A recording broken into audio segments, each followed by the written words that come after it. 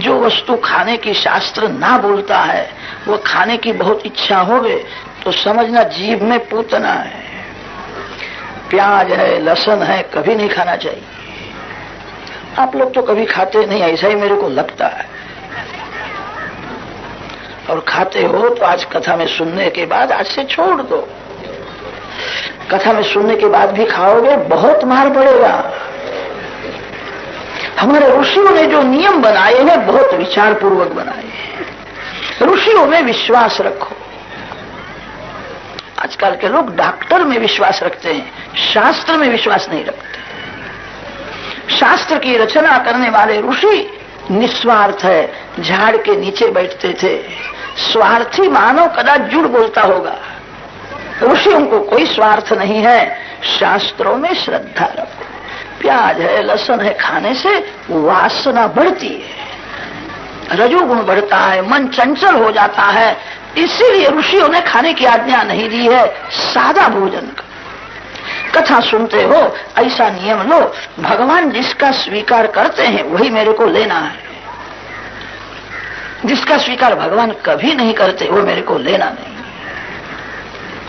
ऋषियों ने जो नियम बनाए हैं बहुत विचार पूर्वक बनाए हैं। जो वस्तु खाने की आज्ञा नहीं है वो नहीं खाना चाहिए। प्याज लहसुन खाने वाला व्यक्ति प्याज लहसुन खा के मर जाए तो 27 दिन के भीतर यदि उसकी मृत्यु होती है तो वो नरकगामी होता है। एक बार प्याज लहसुन खाने का प्रभाव देह में 27 दिन तक रहता है, ऐसा हमारे शास्त्रों में लिखा है। एक सवाल है, लहसुन और प्याज क्यों नहीं खाना चाहिए? इसको थोड़ा कम शब्दों में बता दीजिए। और भी माता है। तामसिक आहार है, इससे साधना में भंग पड़ता है, क्रोध आता है, आवेश आता है, वासना ज्यादा बढ़ती है, इसलिए उपासना में रोड़ा बनता है। इसलिए लहसुन और प्याज नहीं खाना चाहिए। प्याज और लहसुन में जो औषधीय गुण हैं, क्या वो गुण किसी और वस्तु से हमें प्राप्त नहीं हो सकते? इसका भी विचार करना पड़ेगा।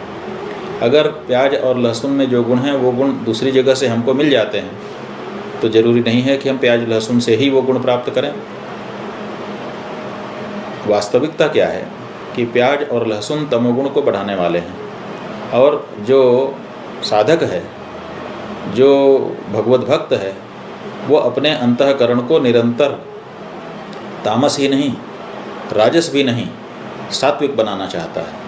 क्योंकि सात्विक अंतःकरण में ही परमात्मा की छवि हमको दिखाई देती है। अंतःकरण जितना स्वच्छ होगा, जितना शांत होगा, जितना निर्मल होगा, उतना ही वो भगवान का आत्म साक्षात्कार कराने में सक्षम होगा, भगवान का साक्षात्कार कराने में सक्षम होगा। तो यह बात उनके लिए बताई गई है जो लोग भगवत साक्षात्कार करना चाहते हैं, जो भगवत अनुभूति प्राप्त करना चाहते हैं, जो आध्यात्मिक प्राप्तियों को प्राप्त करना चाहते हैं। उनके लिए यह नियम बताया गया है। और जहाँ तक शास्त्र की बात है, आपको हम बता दें कि अनेक ऐसे शास्त्र हैं जिनमें इनके भक्षण का निषेध किया गया है।